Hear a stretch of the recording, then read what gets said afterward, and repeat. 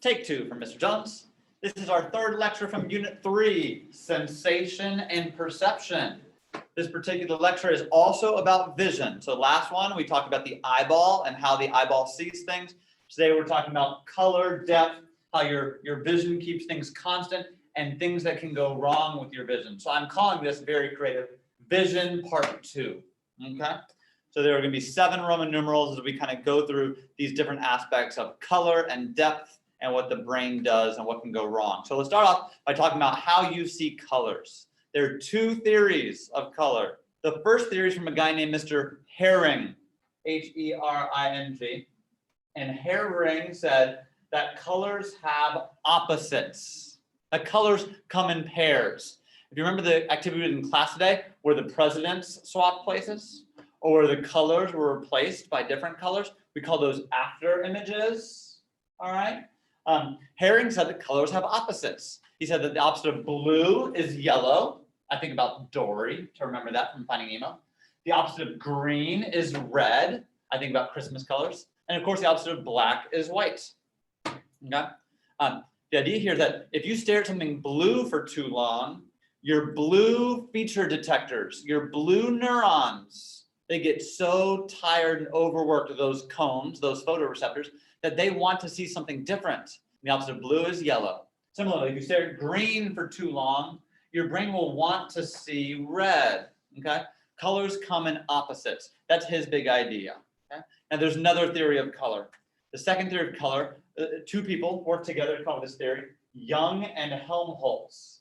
The Young-Helmholtz theory, Young-Helmholtz says that colors are not about pairs, but that there are 3 magic colors.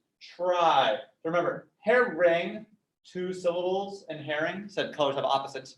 Young-Helmholtz, 3 syllables. They said there are 3 magic colors, that it's red, green, and blue. And they said that these 3 different types of receptors in the eye, that's what allows us to see. RGB, red, green, blue, helps us see. So this is how we can get any color from red, green, and blue. We can combine RG and B to create different colors and to produce all the colors in the spectrum. It's really just coming from those 3 different types of receptors, those 3 different types of cells. So, Mr. Jones, which theory is true? It's psychology.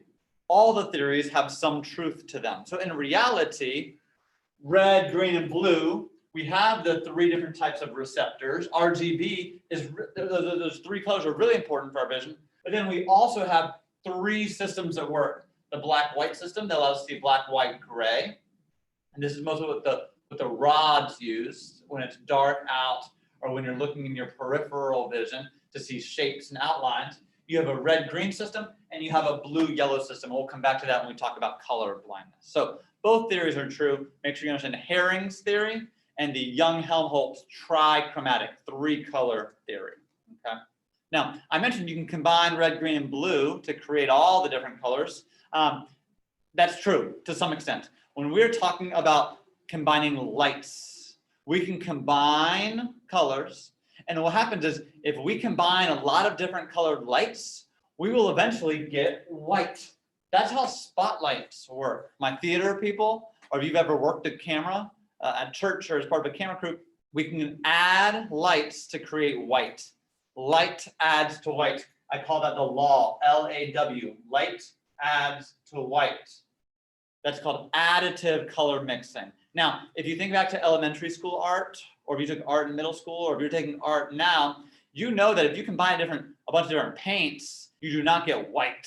You get a muddy, dark brown, black color, okay? And that's because when you are combining pigments, when you are combining paint, you will not get a white color, you'll get a dark black color when you combine pigments. So if I combine magenta, yellow, and blue, I can still create other colors with that, but light is being subtracted when you are combining pigments and paints. So if you know the Rolling Stones song, Paint It Black, helps me remember that when I combine paint, it's common sense. I'm gonna end up with black.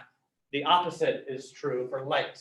So additive, light adds to white, paint subtracts light when you combine the pigments to make a darker color. That's just how colors work because of what's being reflected off of the substance and the pigment. And that's what color is. Nothing is real. Color is just in your mind, but it's what reflects off of the substance or what the light waves combine to do. So I mentioned color blindness. Men are more likely to be colorblind than women. Hopefully, if you are colorblind, you already know this. But we're going to do a little colorblind test here. So in this image behind me, it's a combination of reddish and greenish colors. You should hopefully see a number popping out at you, okay? If all of these colors look the exact same, you might have some color blindness. So if you look carefully, you should hopefully be able to see the number 74, okay? Thumbs up, thumbs down, how'd that go? All right, let's do another one. On the right here, you should see a number popping out at you. It's a combination of reddish and brownish colors, okay? Over here on the right, you should see 68. 68. If you can see the 74 and the 68, especially now that I've said it, good. All of your color receptors are working well. If you're having trouble seeing these, you might have some color blindness. This is more common in men than women. There's more extreme, some different types of color blindness. So, and most folks, if you can see all the color pairs, you are a trichromat. You can see the red-green, the blue-yellow, and the black-white color pairs. Some folks have a little bit of color blindness. We call them dichromats.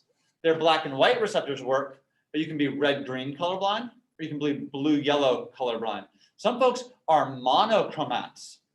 So di means two, mono means one.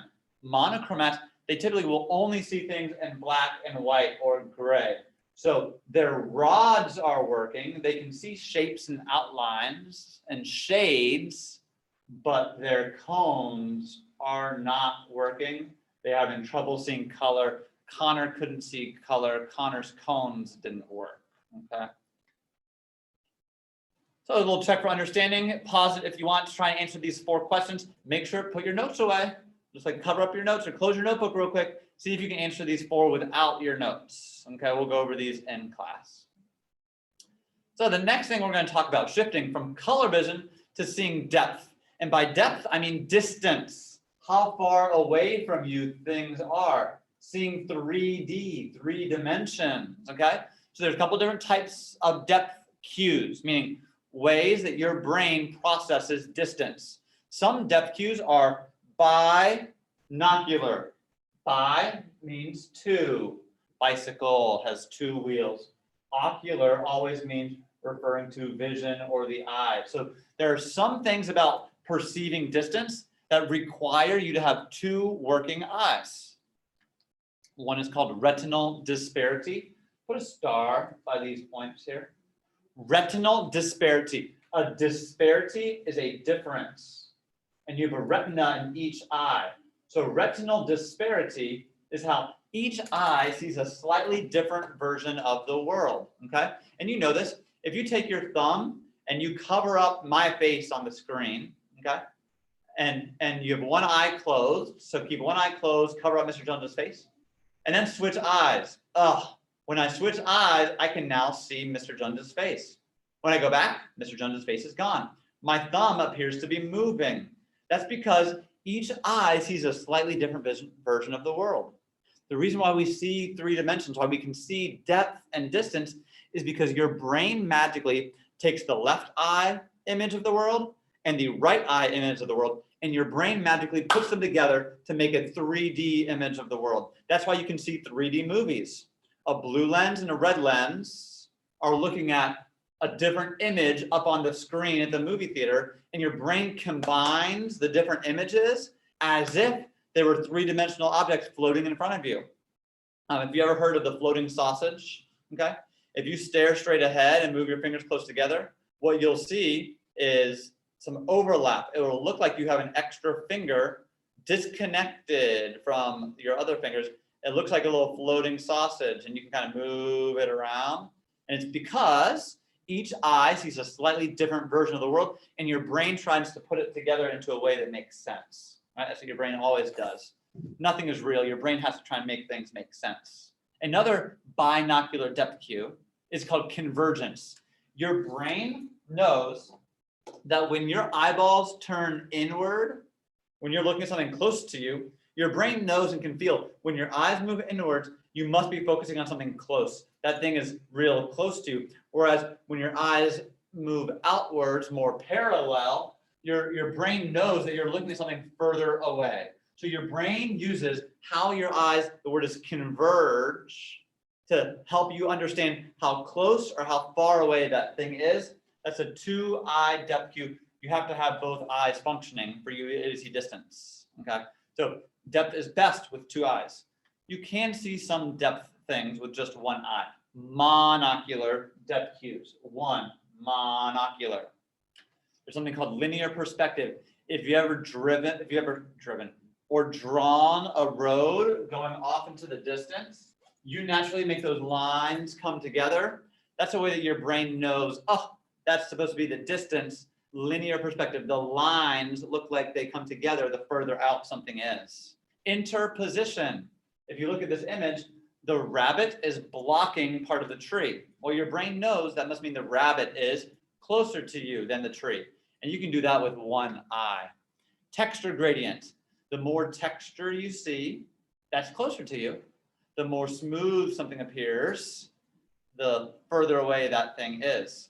Relative size. Your brain knows that things closer to us take up more of your visual field. They appear bigger, taller than things further away. So to your brain, this tree is further away than this tree because of the fact that it is smaller in your visual field than the other tree is. Drop my pen. Motion parallax. I'll show you a little video clip in our next class. But motion parallax idea that when you're in motion, let's say that you're in a car and a train and you're looking out the window, okay?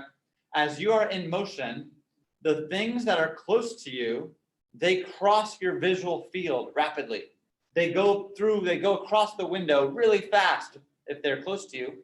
Things in the distance, like the mountains or the houses or the trees really far away, those take longer to cross your visual field.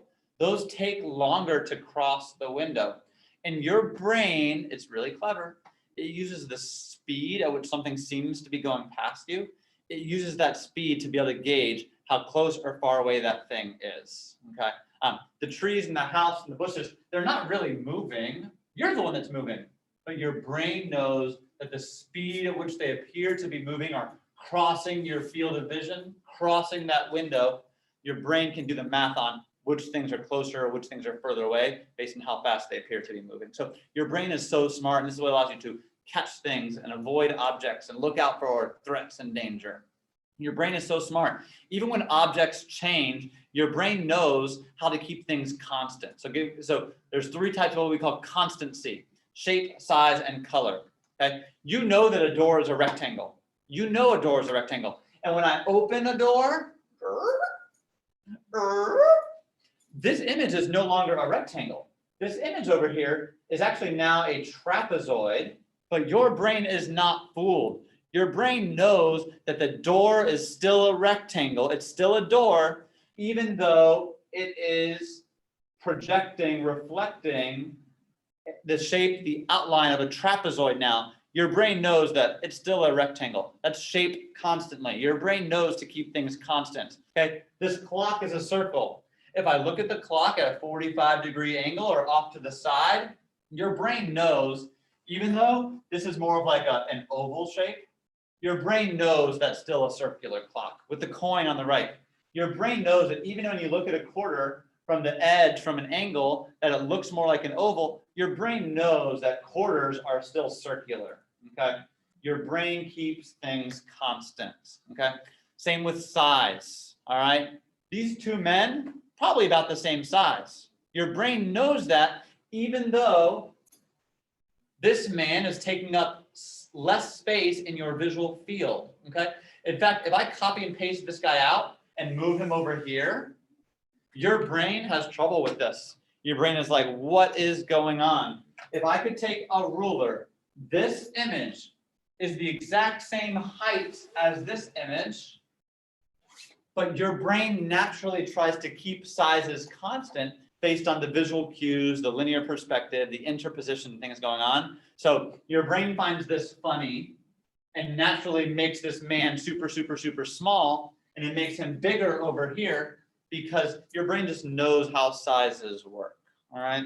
So you may have seen the monster illusion before. Which monster appears bigger? Well, because of the lines, because your brain is smart, the monster in the back appears bigger. In reality, up here on my screen, this monster is about a foot tall, and this monster is the exact same height. I could copy and paste this guy and slide him over here. And I could copy and paste this guy, this monster, and slide him down here, and he would look small over here. And this guy would look huge in the back of the tunnel because your brain is creating depth on its own, okay? That's why the moon appears bigger when it's lower. Your brain is trying to use cues from what's around the moon to determine how big it is. So the moon looks smaller up in the sky and it looks bigger on the horizon. That has to do with size, constancy, and perception. The last form of constancy is what we call color constancy, and this makes people mad sometimes. What color are these grapes? They're green. What color is this orange? It's orange. What color are these grapes? Green. What color is this orange? It's orange, right, Mr. Jones? Why are you asking me such stupid questions? Well, in reality, this orange is the exact same color. This is a continuous orange bar. This orange is actually the same color as these grapes, meaning these grapes are orange. But what your brain does is, you know that grapes can't be orange. So your brain makes the grapes more green than they really are. So what your brain does is say, no, these are green grapes. They're just in a red filter. Yeah, that's how this image was created.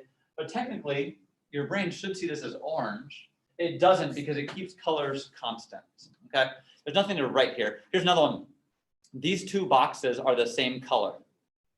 I know the box on the top looks really dark, and the box on the bottom, this looks like a white cube to you, but what's actually used in the image, these are the exact same colors.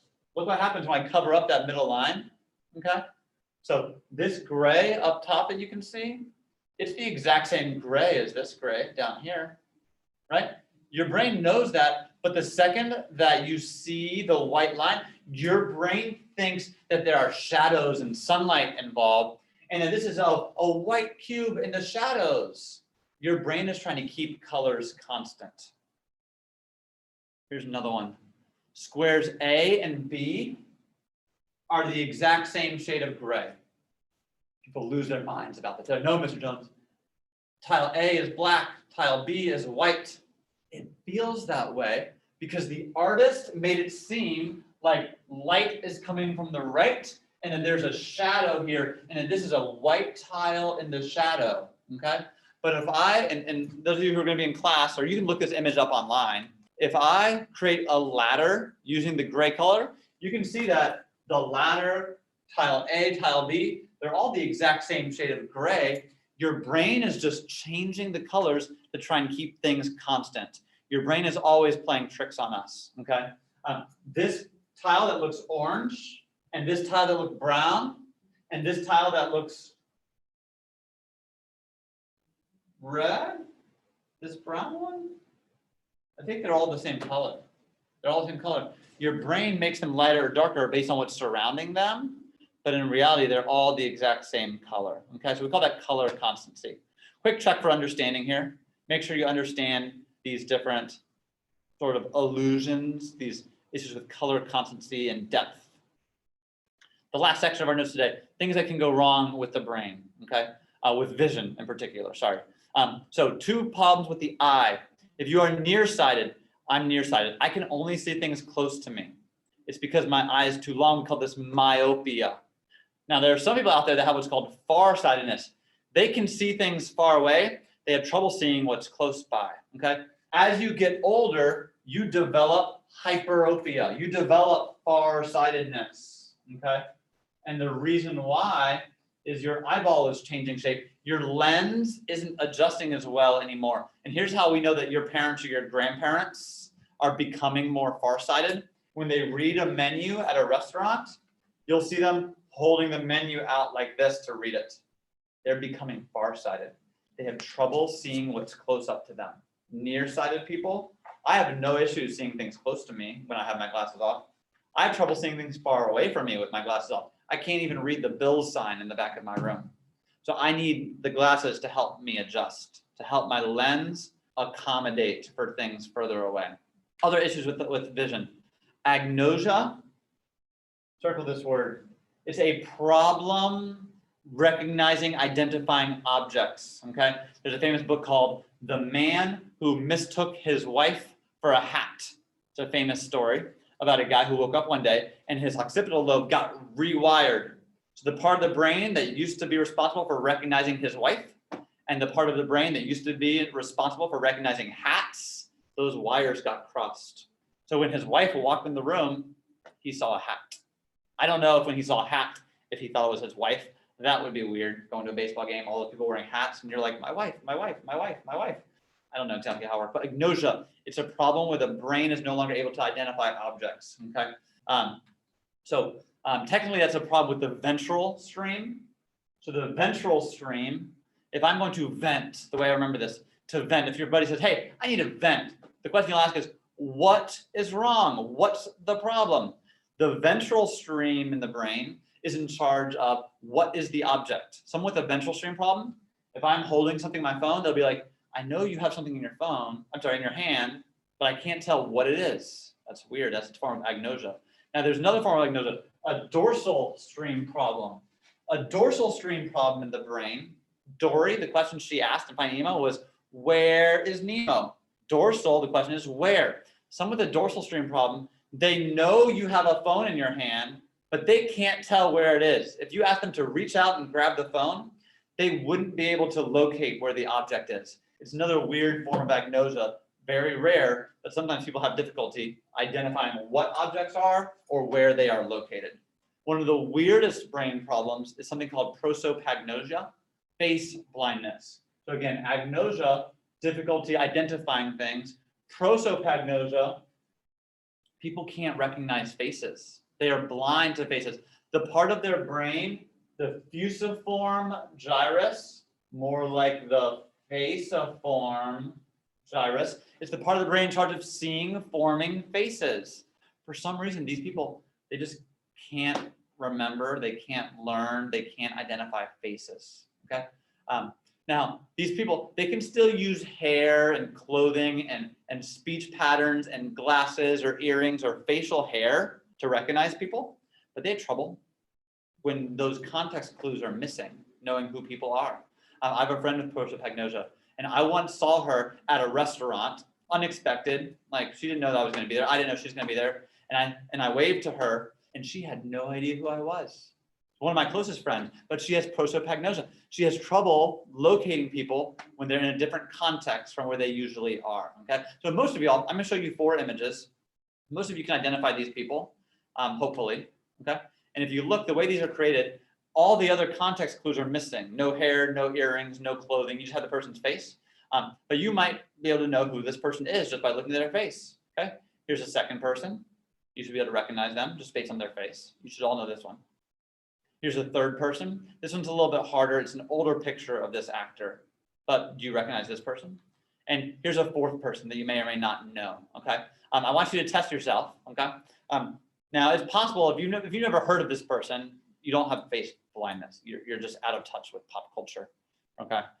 These are a little bit older celebrities, but some of y'all, if you got this one, Angelina Jolie, good job. You probably don't have face blindness if you knew that. Barack Obama. If you didn't know this was Barack Obama, you might have face blindness. This is Johnny Depp. If you're like, oh, that makes sense. Okay, good for you, all right? This guy, I don't know if you know him or not, Stephen Colbert. He's a comedian, he has a late night show, he's on TV a lot. If you're able to recognize these people, if it makes sense to you without their hair and clothing, good job, no facial blindness. If you're like, would never have gotten that, thought it was someone completely different, well, that could be a sign that your fusiform gyrus is weak. You could have a problem identifying faces, so be aware of that. Here's the last check for understanding for you. We'll go over these in class. And I might send you all another link for a prosopagnosia test in class that you can test yourself a little bit more. Thanks. Email me if you have any questions or issues. Peace out.